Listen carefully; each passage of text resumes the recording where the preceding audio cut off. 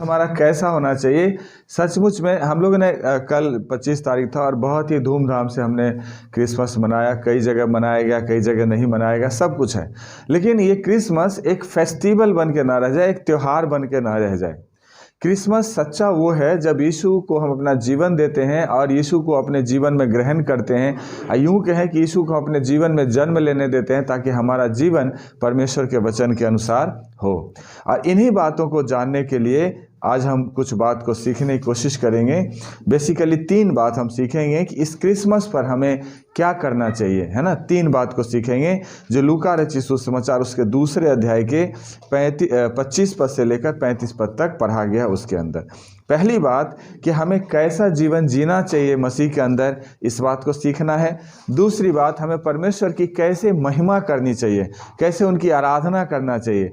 क्या ये गुब्बारे और जश्न और क्या ये आराधना का तरीका है या आराधना का कुछ और तरीका होना चाहिए, हम उसके ऊपर देखेंगे। और तीसरी बात कि हम यीशु को जो अपना जीवन देते हैं, यीशु को अपना प्रभु करके ग्रहण करते हैं, तो हमारा उद्देश्य क्या है उसके पीछे। क्या हमारा उद्देश्य छोटी छोटी बातों को लेकर के है या जिसके लिए सचमुच में यीशु मसीह आया वो हमारे जीवन का मेन उद्देश्य है। इन 3 बातों पर हम लोग बात करेंगे, 3 बातों पर। पहली बात जो है अगर हम देखते हैं तो 25 से लेकर 27 पद में इस बात पर जोर दिया गया है कि हम कैसे एक अच्छा जीवन को जिएं। 25 से 27 तक हम कैसे एक अच्छे जीवन को जिएं ताकि हम प्रभु में और भी अच्छी तरह से बढ़ सकें, है ना। 3 बात में पहली बात है कि हम कैसे मसीह में एक अच्छे जीवन को जिएं। और उस अच्छे जीवन को जीने के लिए हमें ज़रूरत है कि हमें सत्य निष्ठा के साथ जीवन जीना है। परमेश्वर के सामने एक पवित्रता का जीवन हमें जीना है। परमेश्वर के सामने हम एक खड़ापन का जीवन हमें जीना है परमेश्वर के सामने, ताकि परमेश्वर को हमारा जीवन ग्रहण योग्य ठहरे। अगर हम इसी लूका के पहले अध्याय में देखते हैं और जकरिया और इजबेल के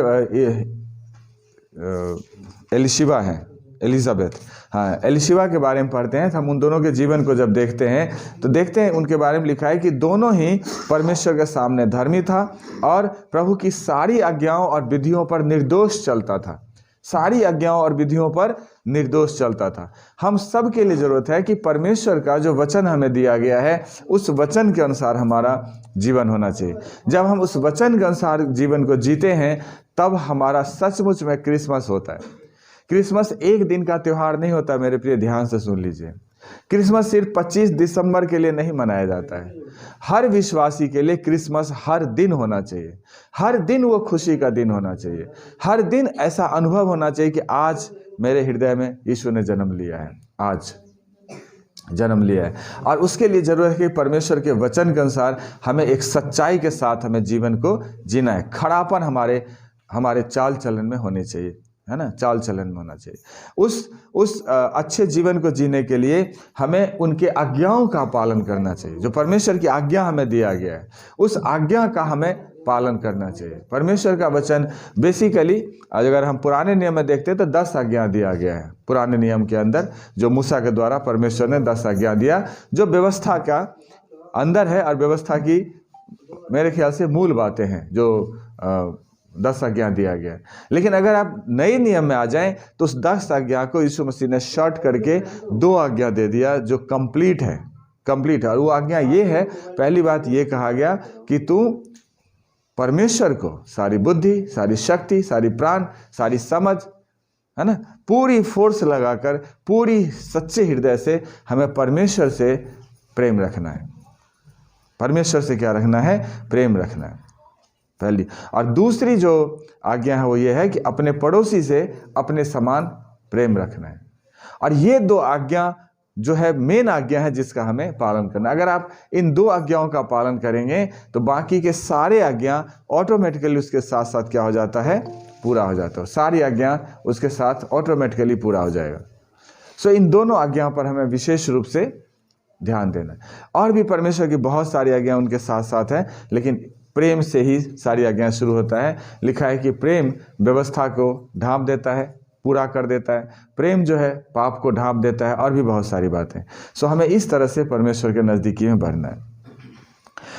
एक अच्छे जीवन जीने के लिए, मसीह में एक अच्छे जीवन जीने के लिए ज़रूरी है कि हम पूरी तरह से परमेश्वर पर निर्भर रहना सीखें, परमेश्वर पर निर्भर रहना सीखें, है ना। बहुत ज़्यादा ज़रूरी है।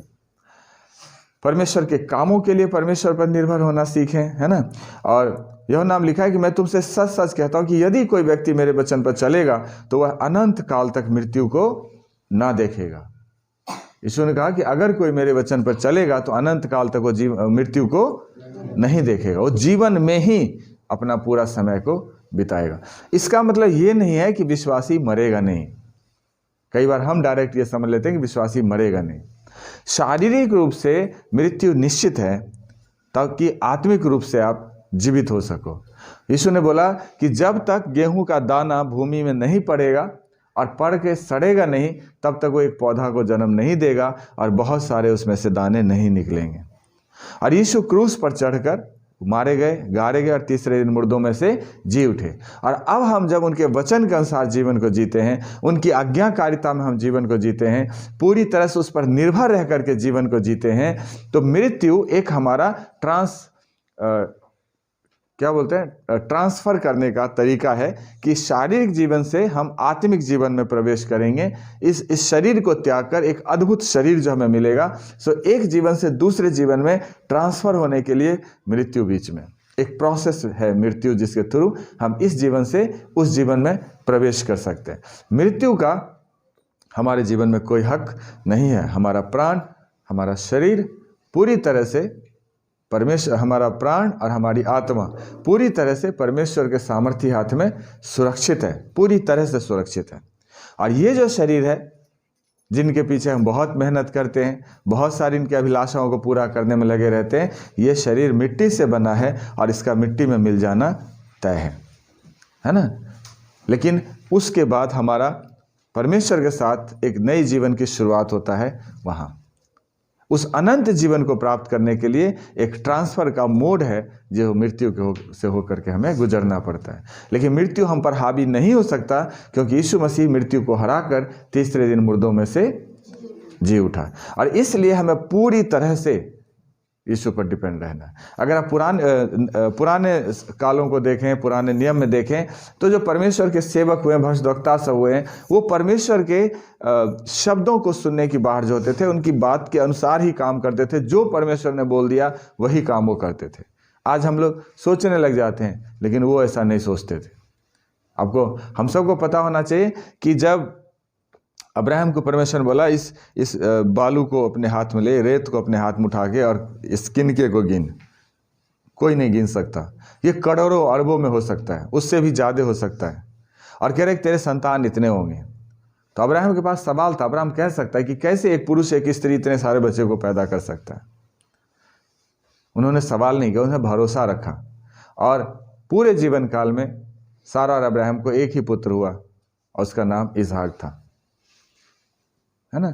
सो परमेश्वर अपनी वादा को पूरा करता है, परमेश्वर का तरीका है, और उन वचनों के अनुसार हमें भरोसा रखना है। अब्राहम पूरा भरोसा रखा, पूरे जीवन भरोसा रखा और विश्वासियों का पिता गिना गया। अगर हम नए नियम में आते हैं तो अब जितने भी प्रेरित हुए और भी परमेश्वर के सेवक हुए, उन सब के जीवन को अगर आप देखें तो परमेश्वर के वचन के अनुसार उन्होंने जीवन को जिया। अगर हम खोजे वाली दृष्टांत को देखते हैं, प्रेरितों के काम 8वें अध्याय में, तो खोजा जो कंदाके के रानी का खोजा था, अपने रास्ते जा रहा था रथ पे चढ़ के, और परमेश्वर फिलिपुस को कहता है कि तू उस रास्ते से जा, है ना। उस रेगिस्तानी रास्ते बोला कि जा, और उस रास्ते में चल दिया। सवाल नहीं उठाया कि प्रभु वो रथ से भागे जा रहा है और मैं पैदल दौड़े जा रहा हूँ, एक रास्ता जो है खराब है। अगर आप रेगिस्तानी रास्ता को देखेंगे तो धूल मिट्टी बहुत उड़ता है, थोड़ा सा भी हवा चलता है बहुत उड़ता है। उन्होंने सवाल नहीं पैदा किया। परमेश्वर ने कहा कि जा, और वो चल दिया और आगे गया। सो जरूरी है कि आज भी हमसे जब परमेश्वर बात करता है, ये परमेश्वर के वचन आज हमारे साथ दिया गया है, परमेश्वर के वचन के द्वारा परमेश्वर हमसे बात करता है, तो बिना उस पर तर्क वितर्क करे हुए परमेश्वर के बात का पालन करना और पूरी तरह से हमें परमेश्वर पर निर्भर रहना, पूरी तरह से हमें परमेश्वर पर निर्भर रहना। दूसरी बात जो है कि हमारा जो वर्शिप है, हमारा जो आराधना है परमेश्वर के साथ, तो कैसा होना चाहिए, कैसे हम परमेश्वर की आराधना करें, उन बातों को लेकर के परमेश्वर की आराधना हम कैसे करें। 28 पद को अगर पढ़ेंगे तो वहाँ इस तरह से लिखा हुआ है कि उसने उस बच्चे को गोद में लिया और परमेश्वर का धन्यवाद करके कहा कि हे स्वामी, अब तू अपने दास को अपने वचन के अनुसार शांति से विदा कर, क्योंकि मेरी आंखों ने तेरे उद्धार को देख लिया है, तेरे उद्धार को देख लिया है।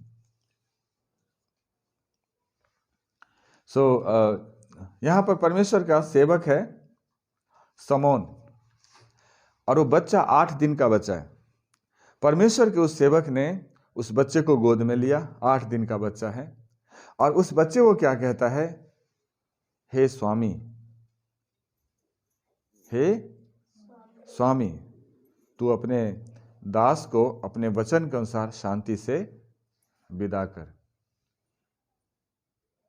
ये परमेश्वर का सेवक एक बुजुर्ग सेवक है और 8 दिन के बच्चे को स्वामी कहता है।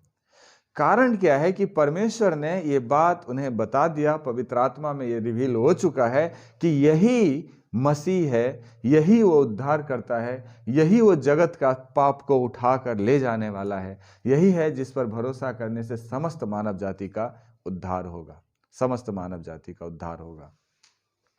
उस परमेश्वर की जब हम आराधना करते हैं, जिसने हमारे लिए एक योजना बनाई, हम सब परमेश्वर के विरोध में खड़े थे, हम सब ने अपना अपना मार्ग ले लिया था, हमने वो किया था जो परमेश्वर के सामने उचित नहीं है, लेकिन फिर भी परमेश्वर ने हम पर दया किया, अनुग्रह किया, अपने इकलौते बेटे को क्रूस जैसी दर्दनाक मौत दे करके उन सारे पाप गुनाह को, लिखा है संसार के सारे अधर्म और पापों को उसके ऊपर लाद दिया गया। हमारे सब कुछ को उसने दे दिया यीशु के ऊपर, जो हमारे पाप गुनाह और जिसकी सजा हमें भुगतनी थी, जो हम मृत्यु की तरफ जा रहे, तो सब चीज़ को यीशु मसीह के ऊपर लादा गया। यीशु मसीह ने उसे उठाया और क्रूस पर उसको लेकर चढ़ा, और हमारे लिए यीशु ने जान दिया। और वो परमेश्वर जो हमसे इतना प्रेम करता है, वो परमेश्वर जो सर्व सामर्थी है, वो परमेश्वर जो पवित्र है, उस परमेश्वर की आराधना हमें कैसे करनी चाहिए, कैसे करनी चाहिए। जरूरी है कि जब हम उस परमेश्वर की आराधना करें तो पूरे सच्चे हृदय से हम उसकी आराधना करें, पूरे सच्चे हृदय से हमें उस परमेश्वर की आराधना करना चाहिए। जब हम जानते हैं यीशु पैदा हुआ, चरनी में जन्म लिया, तो स्वर्ग में बहुत खुशी हो रही थी। स्वर्गदूत की एक बड़ा दल आकाश में महिमा कर रहा था परमेश्वर का, और गड़रिये जो अपने भेड़ बकरी को चराने के लिए उस मैदान में रहता था, उनकी देखभाल करता था, उनको समाचार दिया गया कि आज मैं तुझे बहुत ही आनंद का सुसमाचार सुनाता हूँ, बहुत ही आनंद का सुसमाचार सुनाता हूँ, जो सब लोगों के लिए होगा, सब जातियों के लिए होगा, है ना। और वो लोग भी अपना भेड़ बकरी छोड़कर चले गए देखने। वो अत्यंत आनंद का समाचार, जिसको सुसमाचार कहा गया। सुसमाचार मतलब शुभ समाचार, सुसमाचार मतलब अच्छा समाचार, सुंदर समाचार, ऐसा समाचार जो आप मनुष्य अपने बलबूते पर नहीं कर सकता, वो समाचार परमेश्वर ने दिया। लोगों ने बहुत कठिन से कठिन परिश्रम किया, जंगलों में रहा, पहाड़ के कंदराओं में रहा, परिवार को छोड़ करके रहा, कठिन तपस्या किया। बहुत सारे ऐसे, जो इस टाइम हम लोग इतने कपड़े पहन के घर के अंदर रहते हैं, लेकिन बहुत सारे ऐसे साधक हैं आज भी परमेश्वर को ढूंढते हैं, जो कपड़े नहीं डालते शरीर पर, उन पहाड़ों में रहते हैं, अकेले रहते हैं, प्रार्थना करते हैं, साधना करते हैं, तपस्या करते हैं, कठिन परिश्रम करते हैं कि उस परमेश्वर को दर्शन पाए, उस परमेश्वर का। लेकिन परमेश्वर पिता का धन्यवाद हो कि जब हम पापी ही थे, तभी वो यीशु हमारे लिए क्रूस पर आया, हमारे लिए वो दिया गया, इस संसार में आया हमारे और आपके खातिर। और हमने उस परमेश्वर को ऐसे जाना, जो समझने जानने के लिए बहुत सारे राजाओं ने, भविष्यवक्ताओं ने और बहुत लोगों ने कोशिश किया, लेकिन नहीं जान पाया। परमेश्वर का वचन कहता है कि उसने ज्ञानियों से छुपा रखा और मूर्खों पर प्रकट कर दिया। हमें जो पता नहीं था कुछ, हम पर उन्हें प्रकट किया। उस महिमा में परमेश्वर की आराधना हमें सच्चे हृदय से करना चाहिए, सच्चे हृदय से, सच्चे दिल से हमें उस परमेश्वर की महिमा और बड़ाई करनी चाहिए, है ना। उस परमेश्वर की महिमा जो है हमें सच्चाई के साथ करना चाहिए, बिल्कुल सच्चाई, हृदय साफ होना चाहिए, सच्चे हृदय से करना चाहिए और सच्चे वचन से करना चाहिए। एक झूठे मुंह से होता है ना, मन कहीं और दिमाग कहीं और, जुबान कहीं और, बोल कुछ और रहे, कर कुछ और रहे, ऐसा नहीं। पूरे सच्चाई के साथ हमारे जुबान से शब्द निकलने चाहिए, है ना। और अगर हम प्रकाशित वाक्य को पढ़ते हैं 14 अध्याय में, तो वहाँ लिखा है कि मैंने स्वर्ग से शब्द सुना कि लिख, जो मुर्दे प्रभु में मरते हैं अब से वो धन्य है। आत्मा कहता है हाँ, क्योंकि वे अपने परिश्रम से विश्राम पाएंगे और उनके काम उनके साथ हो लेते हैं। जो लोग यीशु को अपना प्रभु करके ग्रहण कर लिया और उनको उनके अंतिम सांस लेने तक, या यूं कहें कि उनके मरने तक अगर यीशु नहीं आते हैं, तो वो मुर्दा प्रभु में क्या है? धन्य है।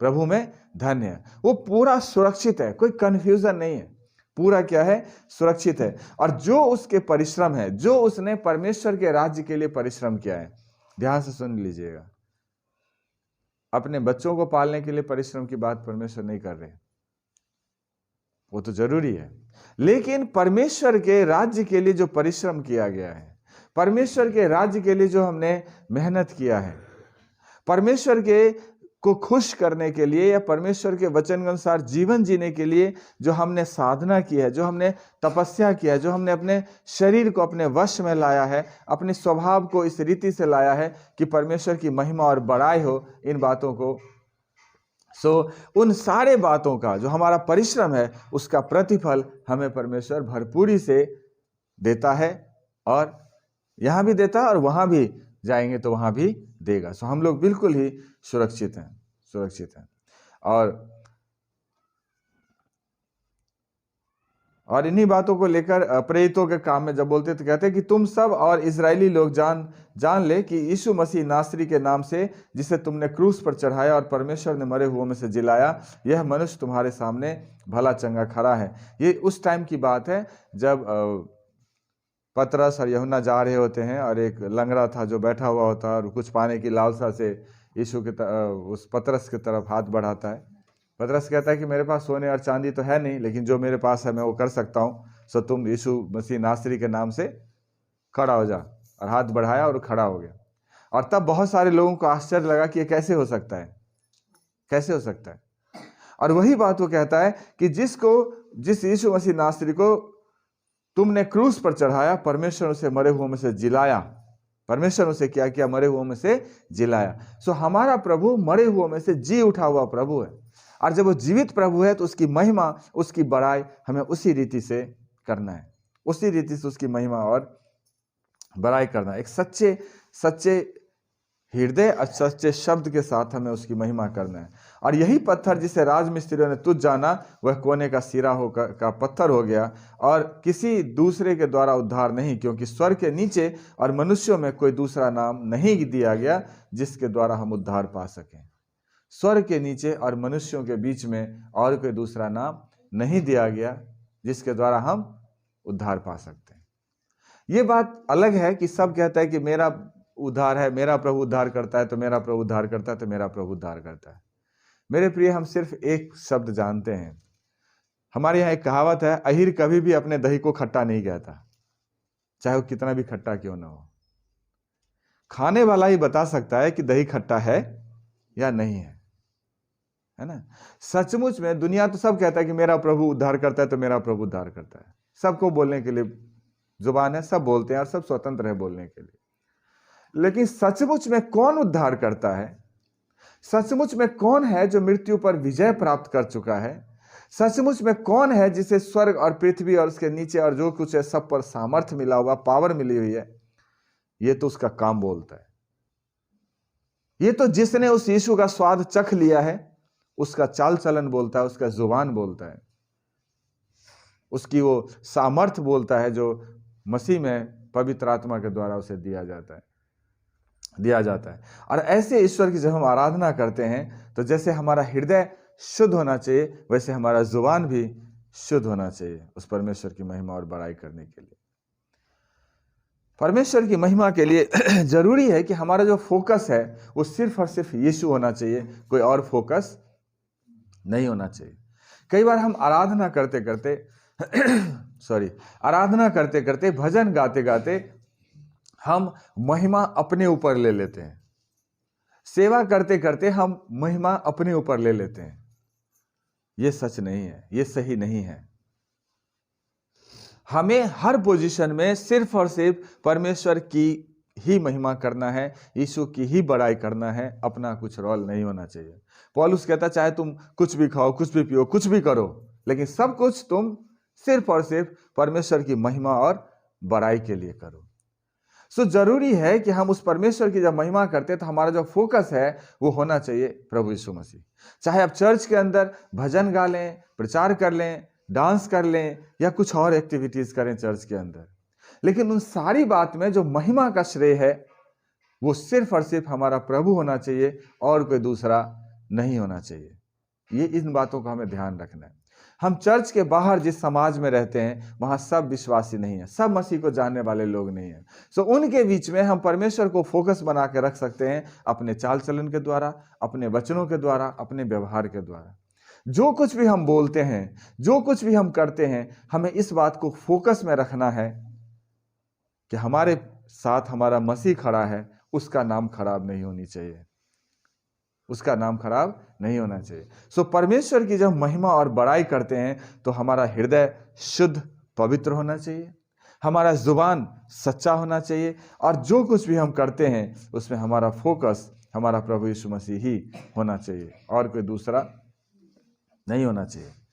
सो यशायाह कहता है अपने यशायाह की पुस्तक में यशायाह लिखता है 42 में 42 में कि मेरे दास को देखो जिसे मैं संभाले हूँ, मेरे चुने हुए को जिससे मेरा जी प्रसन्न है। मैंने उस पर अपना आत्मा रखा है, वह अन्य जातियों के लिए न्याय प्रकट करेगा। न वह चिल्लाएगा और न उच्च शब्द से बोलेगा, न सड़क में अपनी वाणी सुनाएगा। कुचले हुए नरकट को वह न तोड़ेगा और न टिमटिमाती बत्ती को बुझाएगा। वह सच्चाई से न्याय चुकाएगा, वह न थकेगा न हियाव छोड़ेगा, जब तक न्याय को पृथ्वी पर स्थिर ना करे और द्वीपों के लोग उसकी व्यवस्था की बाट जोहेंगे। है ना, क्लियर शब्द में आगे लिखा है कि उठ प्रकाश में हो, क्योंकि तेरे प्रकाश आ गया है और यहोवा का तेज तेरे ऊपर उदय हुआ है। सो देख लेना, यीशु मसीह जब संसार में आया, बहुत सालों से, पुराने नियम में देखेंगे तो 730 साल तो यशायाह के हिसाब से भी है, और भी बहुत सारे लोग हैं जो काफी दिनों से मसीहा का इंतजार कर रहा था और यही कह रहा था कि वो राजाओं का राजा होगा, वो प्रभुओं का प्रभु होगा। लोगों के अंदर ये कॉन्सेप्ट बना हुआ था कि वो जब आएगा तो पृथ्वी पर जो राजा है उस सारे राजा के ऊपर अपना अधिपति स्थापित करेगा। उन राजाओं को हो सकता है मार देगा, खुद राजा बनेगा, या उन राजाओं को जीत कर अपने वश में कर लेगा और खुद राजा बन जाएगा। और यूहन्ना बपतिस्मा देने वाले को यही शक हो गया कि क्या मसीह तो ही है या हम किसी और का इंतजार करें। लेकिन मेरे प्रिय, वो सचमुच में राजाओं का राजा है, प्रभुओं का प्रभु है। और जब वो आया, यूहन्ना के चेले गए तो उसने कहा, जाकर यूहन्ना को बता दे, अंधे देखते हैं, लंगड़े चलते हैं, कोढ़ी शुद्ध होते हैं, है ना, और कंगालों को सुसमाचार सुनाया जाता है। इन सारी बातों को बताया गया। सो वो राजाओं का राजा इस रीति से हुआ। बेताज बादशाह सुना, एक होता है जब ताज रहता है सर पर तो पहचाना जाता है कि ये बादशाह है, ये राजा है। लेकिन यीशु वो राजा है जो ताज नहीं रहते हुए भी वो उसका काम बोलता है ना। ताज पहनने के बाद इंसान की पहचान बनती है ना कि ये राजा। अगर ताज उतार दो तो पता नहीं कौन राजा है, और ताज डाल दो तो ये राजा है। लेकिन जो बेताज होता है, अगर ताज ना भी डाले तो भी उसकी महिमा, उसकी गरिमा, उसका जो स्वभाव है वो लोगों को दिखता है कि हो ना हो यही राजा है। और वही यीशु मसीह अपने कामों से प्रकट कर दिया, कामों से प्रकट कर दिया। 6000 दुष्ट आत्मा वाला इंसान भागा भागा आया, कह रहा है, परम प्रधान परमेश्वर के पुत्र, मुझे तुझसे क्या काम, तू मुझे समय से पहले नाश करने क्यों आ गया। वो जानता है, दुष्ट जानता है, शैतान जानता है, जो पूरे दुनिया को भरमा के रखा हुआ है, वो भी जानता है कि यही है वो राजा, यही है वो राजा। और उस ऐसे ईश्वर की हम क्या करते हैं, महिमा करते हैं, बड़ाई करते हैं। अब हम सोच सकते हैं कि हमारा कैसा स्वभाव होना चाहिए। हम भी तो उसी खानदान से आते हैं जो राजाओं का राजा, प्रभुओं का प्रभु है। उसी के खानदान से आते हैं, उसी का डीएनए हम सब में दौड़ता है। और जब उस ईश्वर की डीएनए हम सब में दौड़ता है तो हमारा स्वभाव, हमारा व्यवहार, हमारा रीति रिवाज, हमारा कैसा होना चाहिए, यह हमें पता होना चाहिए। ये क्रिसमस सिर्फ दिखावा नहीं होना चाहिए, बल्कि हमारे अंदर में होना चाहिए। लास्ट बात जो है वो 33 से 35 तक, 33 से 35 तक, वो ये है, मसीह में हमारा उद्देश्य क्या होना चाहिए। क्या मसीह में हम सिर्फ इसलिए आए कि चंगाई मिल जाए? क्या मसीह में हम सिर्फ इसलिए आए कि हमें बीमारी से छुटकारा मिल जाए, हमें भूतों से छुटकारा मिल जाए, दुष्ट आत्माओं से छुटकारा मिल जाए? क्या मसीह में इसलिए आए कि सिर्फ आशीष मिल जाए? या मसीह में इसलिए आए कि जीवन और मृत्यु से छुटकारा पाकर उस मोक्ष को प्राप्त करें जिसके लिए परमेश्वर का इकलौता बेटा क्रूस पर आए? ये संसार की सारी आशीषें आपको यूं ही मिलेगी, यूं ही मिलेगी। अगर सेंट बेचने वाला गली से जाएगा तो खुशबू आपको यूं ही मिल जाएगी, क्योंकि सेंट बेचने वाला जा रहा है। अगर वो यीशु, वो परमेश्वर, वो मसीहा आपके अंदर आ जाएगा तो संसार की सारी खुशियां आपको ऑटोमेटिकली मिल जाएगा, ऑटोमेटिकली। उसके लिए आपको भाग भूग करने की जरूरत नहीं है। हम सब के लिए जो सबसे ज्यादा महत्वपूर्ण है वो ये है कि यीशु हमारे जीवन में आए। और जब यीशु हमारे जीवन में आता है, जब परमेश्वर की उपस्थिति हमारे साथ भरपूरी से रहती है, तो चंगाई, आशीष, सब कुछ भरपूरी से मिलता है। पहला जो हमारा फोकस होना चाहिए, उद्देश्य होना चाहिए, वो ये कि हम अपना जीवन मसीह में समर्पित करें। हम अपना जीवन क्या करें? मसीह में समर्पित करें, है ना। सो पहली चीज है हमें मसीह को जानना, ना कि रीति रिवाजों में उलझ जाना। हमारे लिए जरूरी है कि मसीह को बेहतर रीति से जानना, रीति रिवाज में उलझना नहीं। और इसीलिए पौलुस कहता है, जी तो चाहता कि मैं अभी कूच कर जाऊं, लेकिन मैं यहां इसलिए हूं कि तेरा भला हो। क्योंकि उसे मृत्यु का डर नहीं है, कारण उसने मसीह को जान लिया है। उसे पता है कि यहाँ की, पतरस कहता है कि यहाँ सर्राहट भरी जीवन है। संसार में जब जीवन जी रहे हैं, सर्राहट भरी, एक ऐसा जीवन जिसमें दुर्गंध है। लेकिन जब इस जीवन से छूटते हैं और परमेश्वर के साथ हमारा मेल मिलाप हो जाता है आमने सामने। अभी मेल मिलाप तो हो गया 2000 साल पहले, लेकिन अभी हम उसको आमने सामने देख नहीं पा रहे, सिर्फ हम उसको फील कर पा रहे। लेकिन जब हम इस मृत्यु से पार होते हैं तो हम उसको आमने सामने देखते हैं, उसकी उपस्थिति में रहते हैं, तो वो जीवन जो है, वो जीवन ऐसा है जिसके बारे में हमारा कल्पना नहीं कर सकते। इस फैकल्टी तो सोच नहीं सकता, ये फैकल्टी, ऐसा जीवन। सो हमारा उद्देश्य क्या है उस मसीह के में जाने का, ये हमें देखना जरूरी है, देखना जरूरी है। मरियम के सामने एक सवाल आ गया। जब मरियम कुमारी थी और स्वर्गदूत ने दर्शन दिया और बोला कि मरियम, आनंद और जय तेरी हो। उस साधारण लड़की जब ये सुना, एक स्वर्गदूत, मेरी महिमा, मेरी आनंद, मेरा जय, कुछ समझ में ये किस तरह का अभिवादन है, उसे समझ से बाहर था। डर भी गई, बोला कि भयभीत ना हो, मत डर, ना घबरा, क्योंकि परमेश्वर तुम्हें चुना है ताकि परमेश्वर का इकलौता पुत्र इस संसार का उद्धार करता, इस जगत का उद्धार करता इस संसार में आए, है ना। एक उद्देश्य उसके साथ ये है कि वो, उसकी मंगनी हो चुकी है, वो कहता नहीं नहीं, हम इस झमेले में नहीं फंसेंगे, हम तो अपने पति के साथ सेटल हो जाएंगे कहीं पर जाके, यहाँ इंडिया में, इंडिया से बाहर जहां मर्जी सेटल हो जाएंगे, हम इस लफड़े में फंसने वाले नहीं हो। कह सकती थी, कह सकती भाई मेरे सामने बदनामी है, कुमारी स्त्री अगर गर्भवती हो जाएगी तो कितनी बदनामी होगा समाज में, है ना। बहुत सारे सवाल, बहुत सारी बातें। लेकिन जब पढ़ेंगे तो वहां लिखा है, मरियम ने बोला कि देख, मैं प्रभु की दासी हूं और प्रभु की इच्छा के अनुसार से हो। उन्होंने अपना जीवन प्रभु में समर्पित किया। उन्होंने एक पर्पस को लेकर चला कि मेरे जीवन का उद्देश्य कुछ नहीं मायने रखता है, मायने रखता है परमेश्वर का जो उद्देश्य है मेरे जीवन में। वो मेरा वर्ल्डली डिजायर जो है, संसारिक जो इच्छाएं हैं, शारीरिक जो इच्छाएं हैं, वो हमारा उद्देश्य नहीं होनी चाहिए। हमारा उद्देश्य वो होना चाहिए जो परमेश्वर का हमारे जीवन में है, कि परमेश्वर हमारे जीवन से क्या चाह रहे हैं। और जब हम उस उद्देश्य को लेकर चलते हैं तो मेरे प्रिय, मैं आपको बता दूं, स्त्रियों के लिए सबसे बड़ा सम्मान मां शब्द होता है। और आज अगर कोई इस मरियम का नाम लेता है कोई भी, तो माता मरियम करके बोलते हैं, मदर मैरी करके बोलते हैं, क्योंकि उसने अपने जीवन को जीरो कर दिया, अपनी जो पर्सनल डिजायर था उसको जीरो कर दिया और पूरी तरह से अपना जीवन मसीह में समर्पित किया, परमेश्वर में समर्पित किया। और वो किया जो परमेश्वर की इच्छा थी, और इसलिए परमेश्वर ने उसे ऊंचे पर उठाया। परमेश्वर ने उन्हें ऊंचे पर उठाया।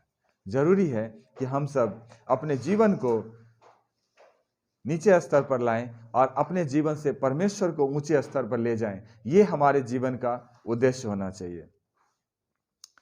क्या हम सांसारिक आशीषों की अभिलाषा रखते हैं या आत्मिक स्वर्गीय आशीषों की अभिलाषा रखते हैं? ये हमारे लिए सवाल है जो हमें सोचना है।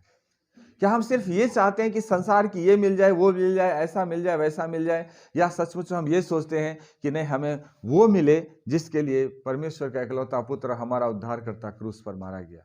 हमारे जीवन का जो उद्देश्य है वो बहुत ही मायने रखता है और उस उद्देश्य के अनुसार हमें प्रभु के नजदीकी में बढ़ना है। और वही यीशु मसीह बहुतों के लिए तो आशीष का कारण बना, लेकिन बहुतों के लिए ठोकर का कारण बना। बहुतों ने लिखा है कि जिन राजमिस्त्रियों ने उस पत्थर को निकम्मा ठहराया, वही पत्थर कोने का सिरा हो गया। शास्त्री, फरीसी, याजक, महायाजक, जिन्होंने परमेश्वर के वचन को खूब पढ़ा, खूब जाना, खूब ज्ञान था, रट्टू तोता बने हुए थे, लेकिन उसके बावजूद भी वो नहीं समझ पाया कि मसीह कौन। यशायाह चिल्ला चिल्ला कर कहता है, सुन, तुम्हारे लिए एक चिन्ह दिया जाएगा, एक कुमारी गर्भवती होगी, प्रभुता उसके कांधे पर होगी, उसके राज्य का कभी अंत नहीं होगा। और तब भी आंख कान नहीं खुल रहे शास्त्री, फरीसी, महायाजक, याजक के, कि वो कुमारी गर्भवती हुई, उससे पुत्र जन्म लिया और प्रभुता उसके ऊपर है। एक साधारण परिवार का बंदा के सामने हेरोदेस राजा, जिसको देखने का, दर्शन करने का जिसका शौक लगी हुई है, जहां महायाजक के तरफ लोग जाना छोड़ करके उस यीशु के तरफ जा रहे हैं, तब भी तुम्हारे ध्यान नहीं खुल रहे। तुम्हारे मंदिरों में लोग जाएं या ना जाएं, लेकिन यीशु के पीछे हजारों की भीड़ होती है, तो अभी तुम्हारा ध्यान नहीं खुल रहा। आज सोचना है कि हमारा ध्यान किस तरफ लगा हुआ है, संसार की आशीषों में या स्वर्ग की आशीषों में? पर्पस क्या है हमारा? क्या हमारा पर्पस मसीह के दुख में सहभागी होने का है या संसार के सुख में लिप्त हो जाने का है? यह ऐसा सवाल मैं आपके सामने रख रहा हूं जो एक हड्डी के समान है, जो गले में अटक जाता है ना, गले में अटक जाता है। फिर से बोल देता हूं, शायद सोचेंगे पता नहीं मैंने क्या बोल दिया। हमारा उद्देश्य क्या है? क्या मसीह के दुख में सहभागी होना या संसार के सुख में लिप्त हो जाना या तृप्त हो जाना? परमेश्वर का वचन कहता है कि जब तक हम मसीह के दुख में शामिल नहीं होंगे, ध्यान से सुनिएगा, जब तक हम मसीह के दुख में शामिल नहीं होंगे, तब तक मसीह के उस महिमा में भी प्रवेश नहीं कर पाएंगे। अगर हम उस महिमामयी परमेश्वर के सामने उस महिमा में प्रवेश करना चाहते हैं, तो जरूरी है कि संसार में हम मसीह के लिए दुख उठाने वाला बने। बहुत ज्यादा जरूरी है। अगर संसार की अभिलाषाओं में खो जाएंगे, संसार के सुख विलास में खो जाएंगे, तो कहानी खराब हो जाता है। बाइबल को पढ़ेंगे तो वहां लिखा है, बकरा को मोटा ताजा इसलिए किया जाता है कि वो काटा और बांटा जाए, है ना?